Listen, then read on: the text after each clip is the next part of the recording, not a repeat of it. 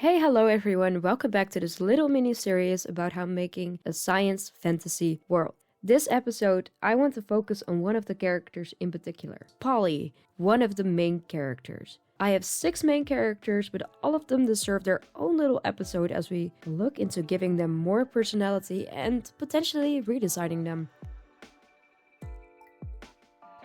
Alright, first, we need to establish Polly a little better. The best way to do that is by giving her a background and making a sheet for the character. By making a sheet, I mean getting pictures, references, and colors that you might like your character to have. In this case, I use Pinterest. Pinterest is perfect to get all the little scraps you need to design a character. Make your own board, name it the same name you name your character. And if you don't have a name for your character yet, then you can just name it main character from this and this and this. My initial idea is that Polly is around the age of 21 or 22. She's a student that has an internship at her uncle's laboratory. I think a laboratory might hold some secrets why the Curoids are so interested in this place, and gives it an extra layer of interest for Polly's character. I didn't want to make the laboratory directly from her father because that's a bit harder to write if I want to give the place a lot of secrets, and it's a bit farther away from the main character, which it puts the focus more on Polly than it does on her father or her uncle. I don't want to give the uncle a lot of appearance, at least not in the start, since she is the main character and I want to make it about her journey. The laboratory is really just a secondary aspect in it. So I've said before that Polly is an intelligent, feminine, and confident character, really a strong lead. Although those words don't really give you a clear picture of who Polly actually is. Humans are imperfect, so Polly needs to be too, obviously. I want her flaws to be apparent from the start. Although Polly is intelligent, she's not very good at working in teams. She has troubles connecting to others, since most things that other people say will probably bore her. I also don't want her to have a lot of friends, maybe none at all.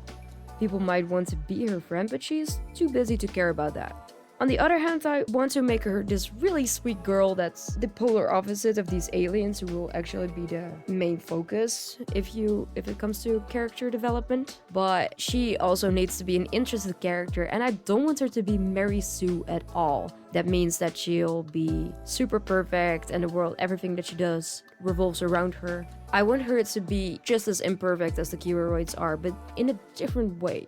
I want the mentor figure to be her and sometimes be the Curoids from time to time.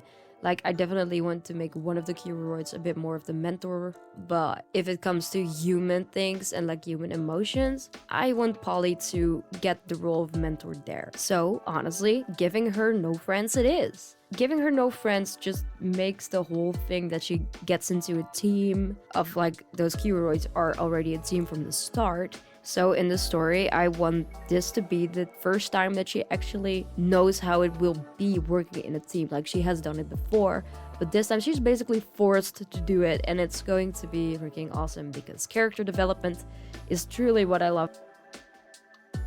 Now, as I've mentioned before, I want Polly to be from Eastern Europe, specifically Transylvania in Romania. A setting like this is very important for a story. I knew I wanted a part of the world where 4 climates are very apparent, and in Romania it is pretty like you have long winters, long summers, spring is there, autumn is there.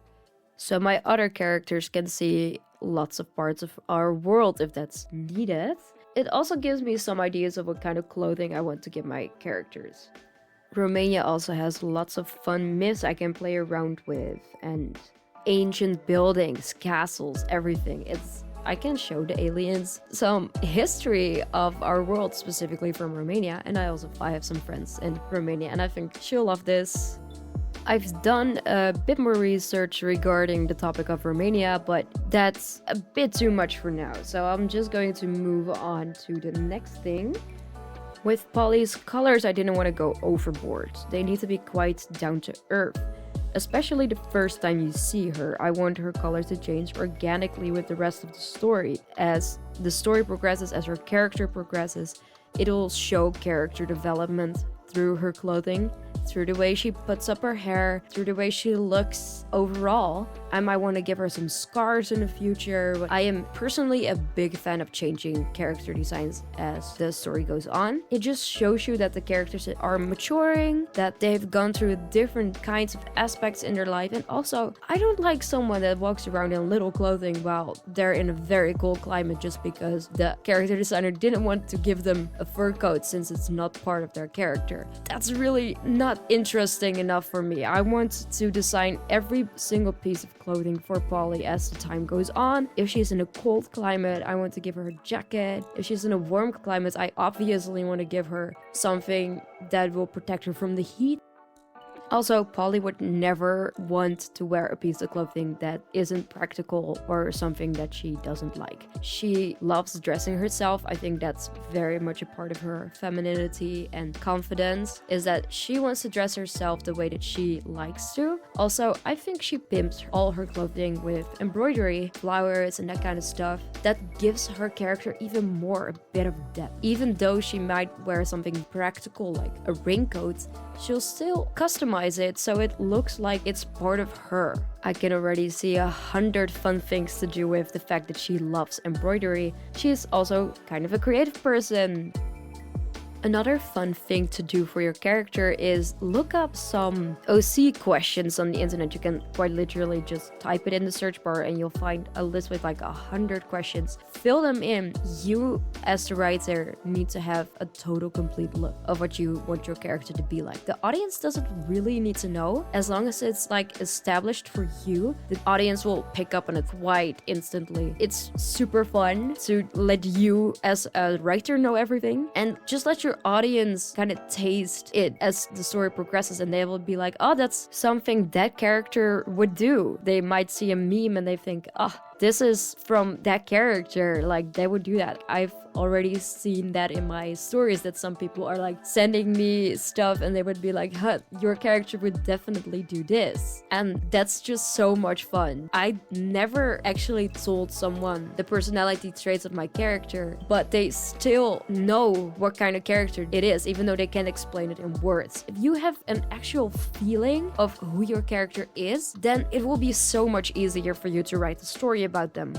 And then actually story beats might come as it goes, because your characters have their own personalities and they'll drive the story forward with just their personalities being together and interacting with each other. Some questions I've asked my characters are things like, are they a cat or a dog person?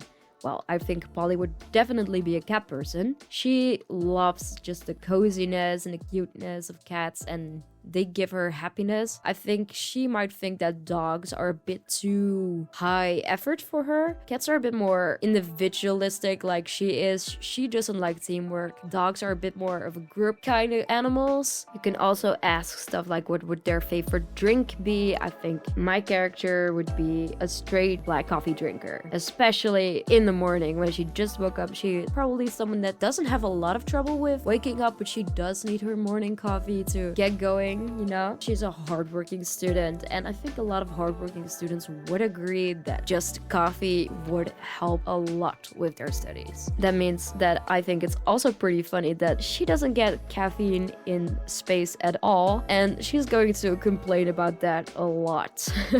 So they might go on their own separate little adventure to get her something that's like coffee. It would be so funny.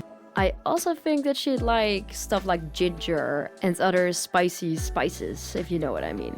So that wraps it up for Polly this episode. It's obvious that her character design isn't really 100% done yet. And I don't want that to happen until I start writing. And even when I start writing, it doesn't need to be 100% perfect. Because striving for perfection is not really something you'll ever going to do. Well, getting to the point of perfection, I mean, striving for perfection is good.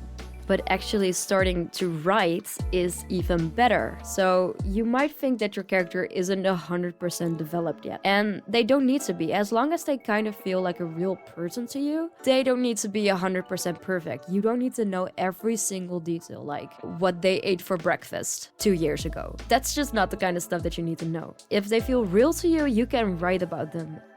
Actually starting to write and starting to make other characters and letting your characters interact with each other gives you more time to develop than trying to perfect anything that you have. So that's it, gonna be for Polly now. Next episode will probably be about Omu, the next character and the first one of the Curoids. She's one of the characters I'm most excited about because she isn't really a standard cookie cutter character. So yeah, I'll see you guys in the next one.